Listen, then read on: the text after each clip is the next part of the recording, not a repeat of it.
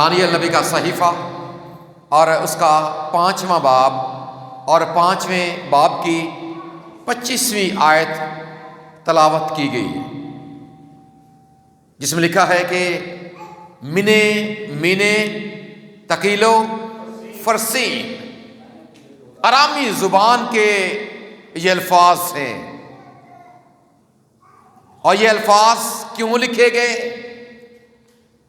کیسے لکھے گئے، کن حالات میں لکھے گئے، اس سے پہلے کہ ہم ان کی جانب آئیں، چونکہ ہم سلسلہ وار خدا کا پاک کلام سیکھ رہے ہیں اور اسی سلسلے میں آگے بڑھتے ہوئے آج مقدس دانییل کی کتاب ہمارے سامنے ہے، اور اس بات کو ذہن میں رکھنا بہت ضروری ہے کہ دانییل کی کتاب میں لکھے جانے والے واقعات کا جو تعلق ہے یا جو ان کا زمانہ ہے، یہ وہی زمانہ ہے جب ابھی خدا کے لوگ اسیری کی حالت میں ہیں، یعنی دانییل اور اس کے ساتھ جو اس کے ساتھی ہیں یا جو دوسرے لوگ ہیں، وہ بابلی سلطنت میں اپنی زندگی کو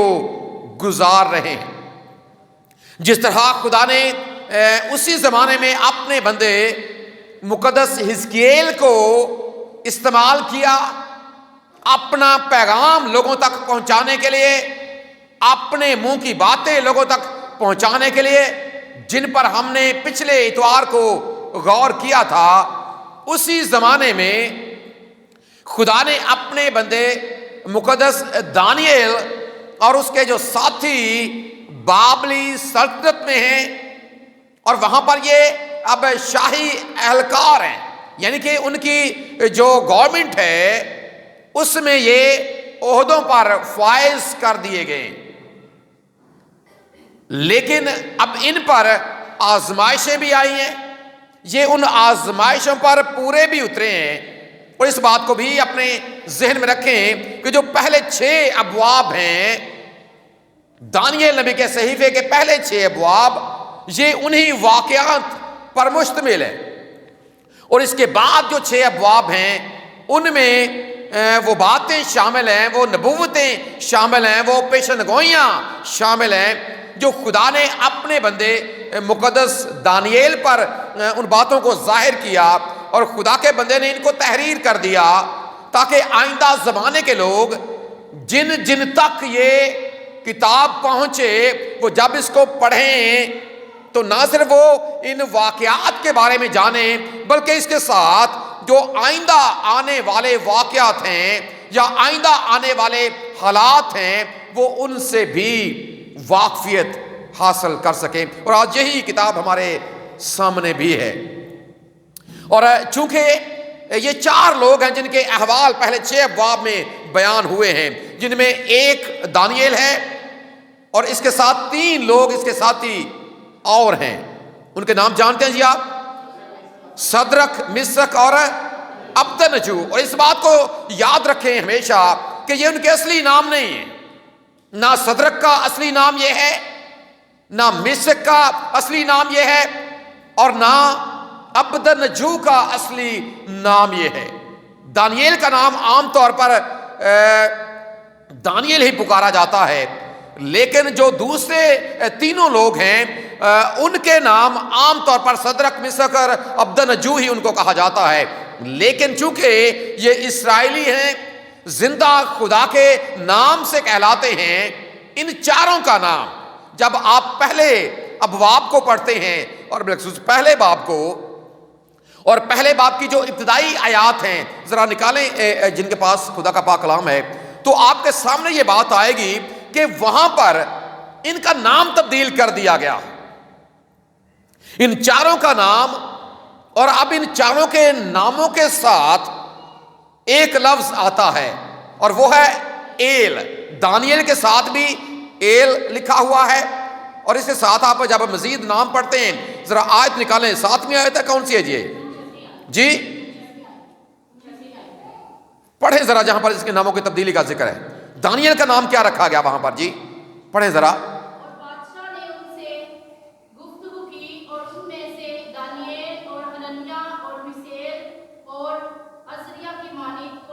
کوئی نہ تھا اس سے پہلے. آپ ذرا پڑھیں گے تو آپ کے سامنے ان کے ناموں کی تبدیلی کے حوالے سے بھی ہے. جی وہ آج ذرا پڑھ دے. خواجہ سراؤں کا جو سردار ہے جن کے یہ سپرد کر دیے گئے ہیں ٹریننگ کے لیے, وہاں پر اب ان کے نام تبدیل کر دیے گئے ہیں. دانیل کا نام کیا رکھا گیا جی؟ دانیل کو بیلشزر کہا ہے اور یہ ان کے ایک دیوتا کا نام ہے. آگے جی, حننیہ کو صدرک. حننیہ دیکھیں اس کے نام کے ساتھ ایل نہیں بلکہ یا ہے. اور ہم نے سیکھا ہے کہ عہد عتیق میں دو نام بڑے مقبول ہیں جن کے ساتھ یا اور جن کے ساتھ ایل آتا ہے, اور یہ دونوں نام جو یا کا لفظ ہے یہ یہوہ سے اور ایل کا لفظ الوہیم سے ہے, اور یہ دونوں نام یہ ظاہر کرتے ہیں کہ یہ اسرائیلی ہیں اور زندہ خدا کے ماننے والے, یہوہ خدا کے ماننے والے, الوہیم خدا کے ماننے والے لوگ ہیں. ان کے آباء و اجداد نے جو ان کا نام رکھا کہ ان کی پہچان ہے کہ یہ اسرائیلی ہیں, دراصل یہاں پر ان کے نام تبدیل کر کے ان کو یہ کوشش کی گئی کہ اب چونکہ تمہارے نام ہم نے تبدیل کر دیے ہیں سو ان کا ایمان بھی تبدیل ہو جائے گا. لیکن یاد رکھیں یہ لوگ یہ چاروں کے چاروں نام تو تبدیل کر دیے گئے ہیں لیکن یہ اپنے ایمان سے ہٹے نہیں. دانیل کا نام بیلشزر رکھ دیا گیا, حننیہ کا نام صدرک رکھ دیا گیا. آگے جی, میسائیل کا نام میسک رکھ دیا گیا, اور کیا نام ہے جی؟ عزریہ کو اس کے ساتھ بھی یا ہے. اس کا عبدنجو, یہ چاروں ان کے دیوتا ہیں.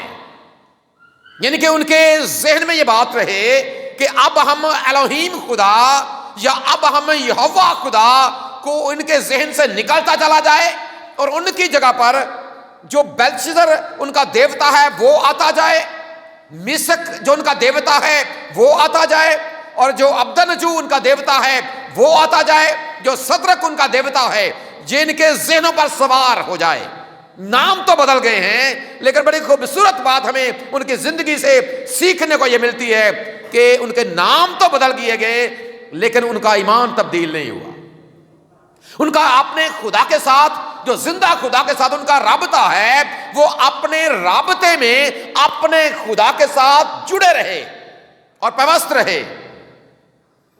اور پھر یہی نہیں ہے, زندگی میں جب وہ آگے بڑھے ہیں شاہی اہلکار بھی بن گئے. چونکہ بھی جو بیٹی نے تلاوت کی ہے آیت اس میں لکھا ہے کہ وہاں پر جب ان کو جج کیا گیا تو ان کی مانند کوئی اور نہیں تھا. خدا نے ان کو عقل سمجھ اور دانائی دے رکھی تھی. یہی وجہ ہے کہ وہ وہاں پر اس گورنمنٹ کا حصہ بن گئے, عہدوں پر فائز کر دیے گئے, عہدوں پر فائز بھی ہوئے ہیں. لیکن ان کے ساتھ ایک اور کام بھی ہے اور وہ یہ ہے کہ یہ آزمائے گئے. کیا ہوا جی؟ یہ آزمائے گئے ہیں. وہ تینوں لوگ, پہلے وہ تینوں آزمائے گئے. کیسے؟ صدرک, میسک اور عبدنجو کتاب مقدس کے واقعات میں ایک مشہور ترین واقعہ, جب ان کو آگ کی بھٹی میں پھینکا گیا. اور پھینکا کیوں گیا تھا کوئی جانتا ہے؟ بادشاہ کی وہ جو مورت اس نے بنوائی اور یہ اعلان کر دیا گیا کہ اسے سجدہ کیا جائے.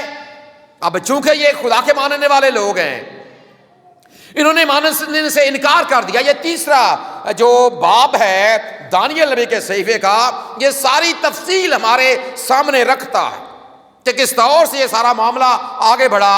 اور جب یہ پیش کیے گئے, ان سے کہا گیا بھئی آپ سجدہ کیوں نہیں کرتے؟ اور انہوں نے کہا کہ ہم سجدہ نہیں کریں گے اس لیے کہ ہم اپنے زندہ خدا کے علاوہ, کیونکہ ان کے سامنے خدا کے احکامات ہیں کہ خدا نے کہا تھا کہ میرے حضور تو غیر معبودوں کو نہ ماننا, نہ کوئی اپنے لیے کوئی تراشی ہوئی مورت بنانا, نہ کسی چیز کی صورت بنانا جو اوپر آسمان پر, نیچے زمین پر یا زمین کے نیچے پانی میں ہے. اور اگلی آیت ہے کہ تو ان کے آگے سجدہ, تو ان کے آگے سجدہ. ان کو پتا ہے کہ یہ سونے کی مورت, ہمارے خدا کی نمائندہ نہیں ہے، یہ سونے کی مورتی، یہ ہمارا خدا نہیں ہو سکتی، ہمارا خدا زندہ خدا، اور ہم کبھی بھی اس کو سجدہ نہیں کریں گے۔ یہ آزمائش ہے ان کے اوپر۔ یقیناً ان سے کہا گیا کہ اپنا ایمان چھوڑ دیں، اپنی جان بچا لیں، اور اگر آپ اپنا ایمان نہیں چھوڑیں گے آگ کی بھٹی میں پھینک دیا جائے گا۔ ذرا تصور کریں تھوڑی دیر کے لیے، سامنے آگ کی بھٹی جل رہی، اب ان کو نظر آ رہا ہے کہ یہ آگ کی بھٹی ہے، اور آگ کسی کو بخشتی نہیں ہے۔ جو کچھ بھی آگ کے اندر پھینک دیا جائے وہ جل کر راکھ ہو جاتا، انہیں اس بات کا علم ہے۔ اور بادشاہ نے تو یہاں تک کہہ دیا کہ آگ کی بھٹی کو معمول سے اور تیز کر دیا جائے، 7 گنا اس کی ہیٹ بڑھا دی جائے، اور زیادہ ایندھن اس میں پھینکا جائے۔ ان کو باندھا گیا، پھینک دیا گیا۔ اب جو پھینکنے گئے ہیں، چونکہ آگ کی جو تپش ہے وہ اس قدر بڑھ چکی ہے کہ جو پھینکنے والے گئے ہیں وہ ہلاک ہو گئے ہیں، لیکن یہ تینوں جب پھینکے گئے ہیں، بادشاہ نے نظر کی، اس نے ملازموں سے پوچھا کہ کتنے پھینکے تھے؟ جواب ملا 3 پھینکے تھے، اور اس نے کہا کہ میں وہاں پر 3 نہیں۔ ذرا تیسرے باب میں اس آیت کو ڈھونڈے نا، ذرا تھوڑی سی کوشش کریں نا، شاباش، کہاں پر یہ لکھا ہے؟ کہاں پر بادشاہ نے کہا کہ ہم نے کتنے پھینکے تھے؟ نوکروں نے جواب دیا جی 3 پھینکے تھے، صدرک کو پھینکا ہے، میثاق کو پھینکا ہے، عبدنجو کو پھینکا ہے۔ بادشاہ نے کہا کہ میں وہاں پر 3 نہیں، میں تو وہاں پر 4 کو دیکھ رہا ہوں۔ جی آیت مل گئی ہے، میں کتنے کو دیکھ رہا ہوں؟ اور چوتھے کے بارے میں کیا لکھا ہے وہاں پر؟ ایک پہچان اس کی وہاں پر لکھی ہے۔ چوتھے کی صورت کس کی طرح ہے؟ چوتھے کی صورت میں انسانوں کو جانتا، جو وہاں پر چوتھا شخص موجود ہے وہ کوئی انسان نہیں ہے، لگتا وہ انسانوں کی طرح ہے، دکھتا وہ انسانوں کی طرح ہے، لیکن جو اس کی صورت ہے وہ الہ زادہ کی ہے، وہ کوئی خاک زادہ نہیں ہے، وہ کوئی انسان زادہ نہیں ہے، بلکہ وہ الہ زادہ۔ اور بائبل کے ماہر لوگ یہ کہتے ہیں کہ قادر مطلق خدا اپنے لوگوں کو بچانے کے لیے اس سے پہلے کہ صدرک، میثاق اور عبدنجو آگ میں پھینکے جاتے، قادر مطلق خدا اپنے بیٹے کی صورت میں پہلے ہی آگ میں آ گیا تاکہ اپنے لوگوں کو بچا سکے۔ اور وہ آگ جس کے بارے میں یہ تھا کہ یہ کسی کو بخشتی نہیں ہے، بادشاہ کہتا ہے کہ میں ان تینوں کو کیا کر رہا ہوں؟ آگ کے اندر کیا کر رہا ہوں؟ دیکھ رہا ہوں کہ وہ پھر رہے ہیں آگ کے اندر۔ اور جب وہ باہر نکالے گئے نا تینوں، لوگوں نے ان کے کپڑوں کو سونگا ہے، ان کے کپڑوں سے آگ کی سمیل بھی نہیں آئی۔ اور یہ معمولی بات نہیں ہے، آزمائے گئے ہیں، اور نہ صرف یہ آزمائے گئے بلکہ اس کے ساتھ آپ کو یہ پتا ہے کہ مقدس دانیل بھی آزمایا گیا ہے۔ کیا ہوا جی؟ پتا کس طرح وہ آزمایا گیا تھا؟ شیروں کی ماد میں پھینک دیا، شاباش، شیروں کی ماد میں پھینک دیا گیا۔ اور یہی معاملہ تھا کہ جو بادشاہ کے علاوہ کسی کی عبادت کرے اسے شیروں کی ماد میں پھینک دیا جائے۔ وہ ایک سازش کا شکار ہوا تھا۔ جب اسے شیروں کی ماد میں پھینک دیا گیا، بادشاہ کو فکر ہے، اس کو پتا چل گیا ہے کہ جو اس کے ساتھ رہنے والے وزیر ہیں، مشیر ہیں، انہوں نے ایک چال چل کے، ایک سازش تیار کر کے اسے پھنسایا ہے دانیل کو۔ شیروں کی ماد میں تو پھینک دیا گیا۔ صبح سویرے جب بادشاہ نے جا کر آواز دی اور دانیل کو پکارا، تو دانیل نے بھی آگے سے جواب دیا کہ میرے اس خدا نے، میں جس کی عبادت کرتا ہوں، اس نے آ کر شیروں کے منہ بند کر دیے۔ اس نے آ کر کیا کیا جی؟ اس نے شیروں کے منہ بند کر دیے، اور میرے خدا نے مجھے محفوظ رکھا۔ دیکھیں، صدرک، میثاق، عبدنجو بھی آزمائے گئے ہیں، اور وہ اپنی آزمائش میں پورے اترے۔ دانیل بھی آزمایا گیا ہے۔ ذرا تصور کریں، اگر سامنے جلتی آگ ہو، سامنے بھوکے شیر ہوں، تو پھر قائم رہنا اتنا آسان نہیں ہوتا. قائم رہنا کیا ہے جی؟ اتنا آسان نہیں ہوتا. لیکن یہ چاروں کے چاروں زندہ خدا کے ماننے والے لوگ ہیں.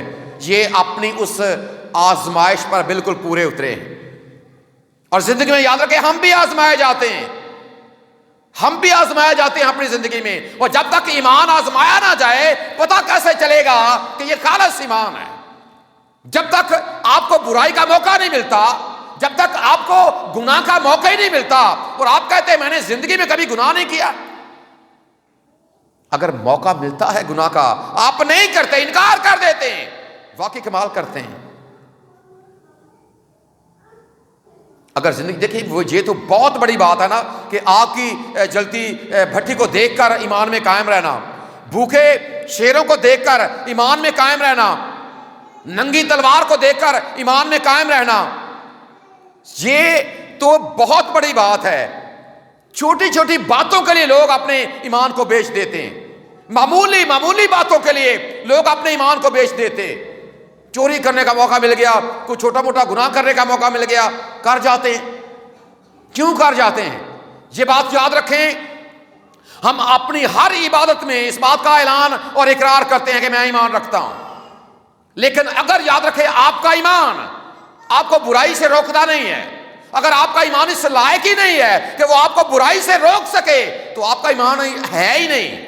منہ سے جتنا مرضی کہتے رہیں، اگر آپ کا ایمان آپ کو برائی سے روک ہی نہیں سکتا، آپ کو چوری سے نہیں روک رہا، آپ کو نشے بازی سے نہیں روک رہا، آپ کو شرارتوں سے نہیں روک رہا، آپ کو لڑائی جھگڑے سے نہیں روک رہا، آپ کو بدگمانی سے نہیں روک رہا، آپ کو نافرمانی سے نہیں روک رہا، چوری سے، لالچ سے، دھوکے سے اگر آپ کا ایمان نہیں روک رہا، اگر آپ کا ایمان آپ کو زناکاری سے روک نہیں سکتا، تو پھر کیسا ایمان ہے آپ کا؟ جتنا مرضی کہتے رہیں. اور اس لیے تو خدا یسوع مسیح نے کہا تھا ایسے لوگوں کے بارے میں کہ جتنے مجھے اے خداوند کہتے ہیں، ان میں سے سارے خدا کی بادشاہی کے لائق نہیں. ایمان پرکھا جاتا ہے، یہ بات یاد رکھیں. اور جب تک پرکھ کے اوپر سونا کندن اسی وقت بنتا ہے جب وہ آگ کی بھٹی میں سے گزرتا ہے، اس میں سے سارا گند صاف ہو جاتا ہے، پھر وہ خالص بن جاتا ہے، کندن بن جاتا ہے. اور جب وہ کندن ہوتا ہے تو اس کا جو مول ہے، اس کی قیمت پہلے سے کہیں زیادہ بڑھ جاتی. آزمائے جاتے ہیں، یہ لوگ آزمائے گئے، پورے اترے ہیں.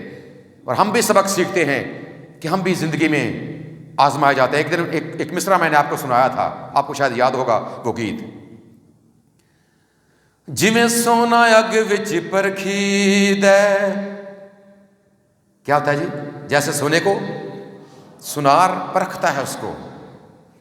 جویں سونا اگ وچ پرکھی دے، انسان پرکھیا جاوے گا. جدوں آیا کڑیاں پرکھ دیاں، ایمان پرکھیا جاوے گا.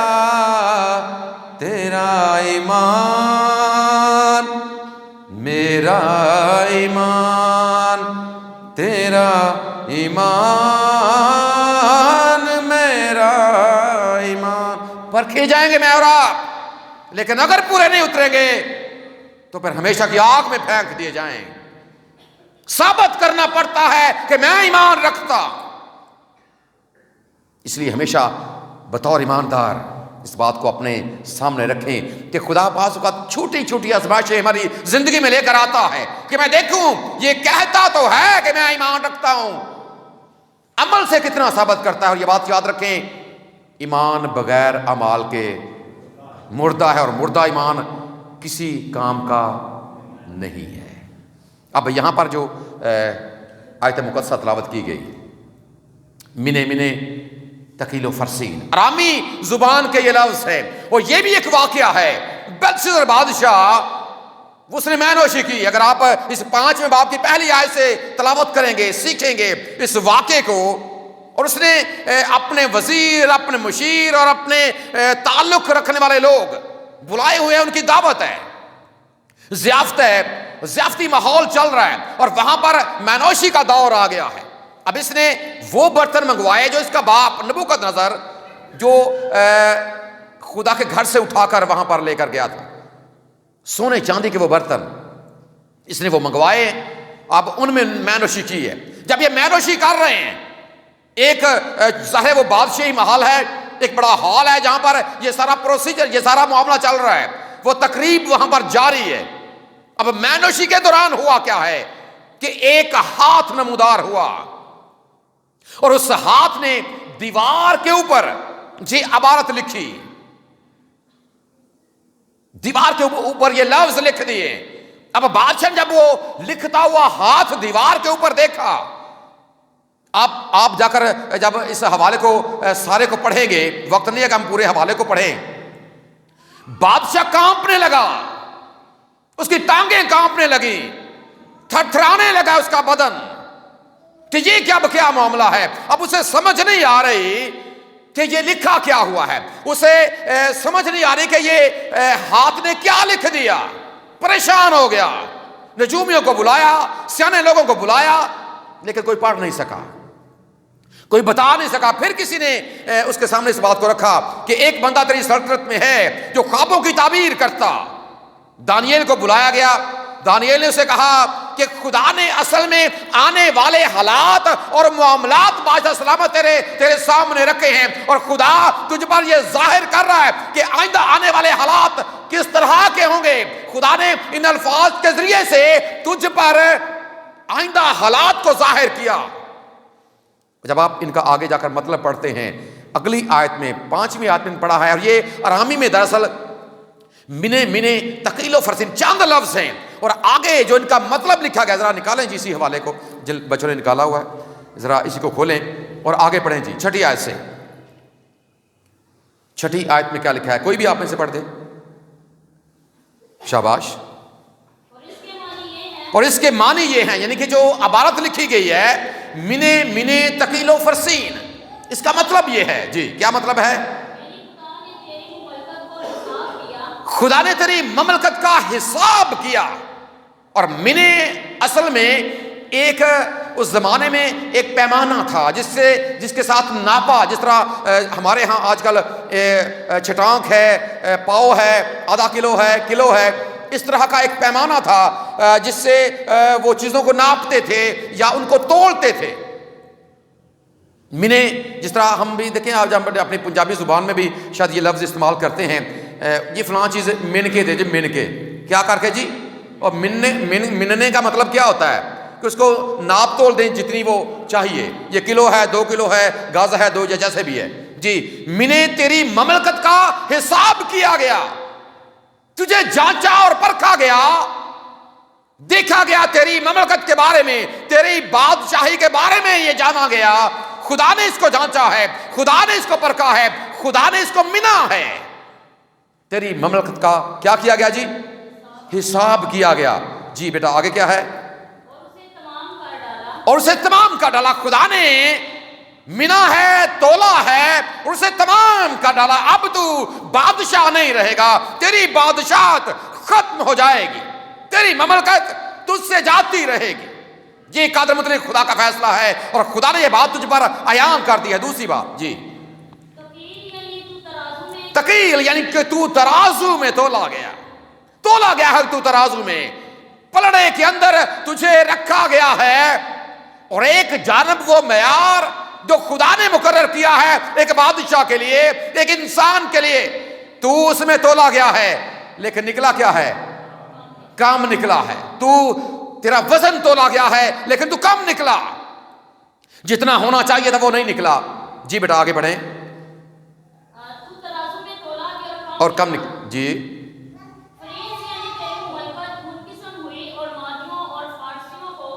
فرسین یعنی جو تیری مملکت ہے، تیری بادشاہت ہے، وہ میں نے کسی اور قوم کو، مادیوں اور فارسیوں کو دے دی. یہ الفاظ بلشازر بادشاہ کے لیے خدا نے وہاں پر لکھے، اور یہ بھی حساب کرنے کو، ناپے جانے کو اور تولے جانے کو دراصل یہ بیان کرتے ہیں. اور صرف وہ بادشاہ نہیں، خدا آج بھی حساب رکھتا، خدا آج بھی دیکھتا ہے کہ آج کے جو ایماندار لوگ ہیں، اور دیکھیں شخص کوئی بھی ہے، ہر شخص کا ایک اعمال نامہ ہے، ہر شخص کا خدا کے پاس حساب کتاب ہے. بات پھر وہیں پر آ جاتی ہے مکاشفہ کتاب کے 20ویں باب میں اور اس کی 11ویں سے 15ویں آیت میں. یہ سفید تخت ہے اور جو تخت کے اوپر بیٹھا ہوا ہے، اور وہاں پر ہوا کیا ہے؟ کتابیں کھول دی گئی ہیں. کیا ہوا جی وہاں پر کیا ہوا جی؟ کتابیں کھولی گئیں اور ہر ایک کے اعمال کے مطابق ان کا انصاف کیا گیا. ہر ایک کے کیا کیا جی؟ بات یہی ہے. اور آپ کو پتا ہے جو ترازو ہے یہ انصاف کی علامت ہے. ہمارے سپریم کورٹ کے اوپر اور جو ہمارے ہائی کورٹ ہیں ان کے اوپر آپ کو پتا ہے ترازو کا وہاں پر بڑا سا نشان بنا ہوا ہے کہ یہاں پر ناپ تول کر فیصلہ کیا جاتا. ترازو انصاف کی علامت ہے. وہاں پر بھی جب تخت عدالت یسوع مسیح وہاں پر بیٹھے ہوئے ہیں، لیکن وہاں پر بالکل ایکوریٹ جیسا کتابوں میں لکھا ہوا تھا ان کے اعمال کے مطابق ان کا انصاف کیا گیا. بالکل اعمال جس طرح کا کسی کا کام جس طرح کا کیا ہوا تھا ان کتابوں میں درج تھا اور انہی کے مطابق ان کا انصاف کر دیا گیا. یہ بادشاہ بھی تولا گیا ہے، بیلشازر بادشاہ بھی تولا گیا ہے. اور یہ واقعہ یاد رکھیں کتاب مقدس میں اس لیے لکھا گیا ہے کہ آئندہ زمانے کے لوگ جن تک یہ دانیل نبی کا صحیفہ پہنچے، جب وہ اس بات کو پڑھیں تو وہ اس بات کو جانے اور پہچانے کہ اگر بیلشازر بادشاہ جیسا شخص ناپا گیا ہے، تولا گیا ہے، تو پھر ہم بھی ناپے اور تولے جائیں گے. پھر ہمارا بھی حساب ہوگا. اگر وہ کم نکلا اس کا انجام آگے جا کر پڑھیں، تباہی بربادی. خدا نے سب کچھ اس کا ختم کر دیا. اپنے انجام پر بھی کبھی غور کریں. صرف اس بات کو اپنے ذہن میں مت رکھیں کہ اے جگ مٹھا تے اگلا کنے.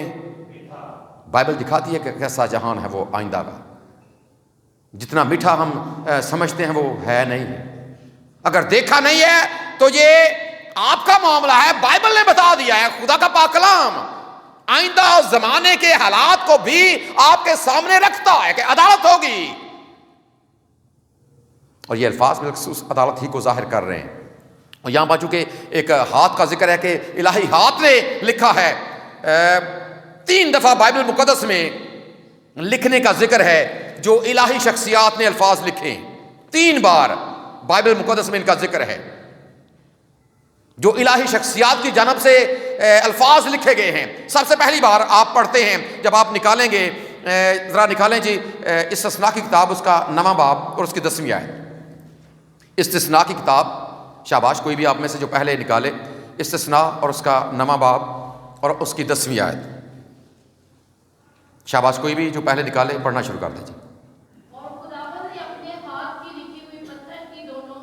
خداوند نے اپنے ہاتھ کی لکھی ہوئی پتھر کی 2 لوحیں کس کے سپرد کی ہیں؟ مقدس موسیٰ کے سپرد کر دی. اب ان کے اوپر لکھا کیا ہوا ہے؟ ان پتھر کی لوحوں کے اوپر کیا لکھا ہوا ہے؟ 10 احکام لکھے ہوئے ہیں. اس کا مطلب پہلی بار جب خدا کے ہاتھ لکھنے کا ذکر کتاب مقدس میں ہے تو خدا نے اپنے ہاتھ سے شریعت کو، اپنے پاک کلام کو لکھا. پاک کلام کو خدا نے اپنے ہاتھوں سے لکھ کر مقدس موسیٰ کے سپرد کیا کہ جا لوگوں کے سامنے اس بات کو بیان کر دے، لوگوں کے سامنے اس بات کو رکھ دے کہ میرے حضور تو غیر معبودوں کو نہ ماننا. لوگوں کو یہ بتا دے کہ تو اپنے لیے کوئی تراشی ہوئی مورت نہ بنانا. لوگوں کو یہ بتا دے کہ تو اپنے خدا کا نام بے فائدہ نہ لینا. لوگوں کو یہ بتا دے کہ یاد کر کے تو سبت کا دن پاک ماننا. لوگوں کو یہ بتا دے کہ تو اپنے باپ اور اپنی ماں کی عزت کرنا. لوگوں کو یہ بتا دے کہ تو خون نہ کرنا. لوگوں کو یہ بتا دے کہ تو زنا نہ کرنا. لوگوں کو یہ بتا دے کہ تو چوری نہ کرنا. لوگوں کو یہ بتا دے کہ تو جھوٹ نہ بولنا. اور لوگوں کو یہ بتا دے کہ تو لالچ بھی نہ کرنا. خدا نے اپنے ہاتھ سے شریعت لکھ کر اپنے بندے کے سپرد کر دی تاکہ یہ باتیں لوگوں تک جائیں اور پتہ چلے کہ خدا نے اپنے ہاتھ سے کیا لکھا. خدا نے اپنی شریعت، اپنا پاک کلام خدا نے اپنے ہاتھ سے لکھا. اور یہ دوسرا موقع ہے جب خدا نے ایک بات بیلشازر کے لیے لکھی، اور بات یہ تھی کہ منے تقیل و فرسین. تو تولا گیا اور کم نکلا، تیری مملکت کا حساب کیا گیا اور اسے منقسم، یعنی کہ خدا نے یہاں پر اس بادشاہ کی عدالت لگا دی کہ تیرا حساب کیا گیا ہے اور تو کم نکلا ہے۔ پہلے خدا نے اپنا پاک کلام لکھا، یہاں پر خدا نے عدالت کو لکھا، لیکن ایک اور موقع ہے جہاں پر خدا نے ایک اور بات لکھی۔ ذرا نکالے نیا عہد نامہ، یوحنا کی معرفت لکھی گئی انجیل اور اس کا 8واں باب، مقدس یوحنا کی معرفت لکھا گیا خدا کا پاک کلام، اور اس کا 8واں باب اور 8ویں باب کی 8ویں آیت، 8ویں باب کی 8ویں۔ یہ تیسرا موقع ہے جب ہمیں خدا اپنے ہاتھ سے لکھتا ہوا کچھ نظر آتا ہے۔ جی، پھر جھک کر زمین پر انگلی سے لکھنے لگا۔ یہ کس کی بات ہو رہی ہے؟ خداوند یسوع مسیح کی۔ زنا میں پکڑی ہوئی عورت سامنے کھڑی ہے، پتھر مارنے والے لوگ سامنے موجود ہیں، اور خداوند یسوع مسیح زمین کے اوپر اپنے ہاتھوں سے لکھ رہے ہیں۔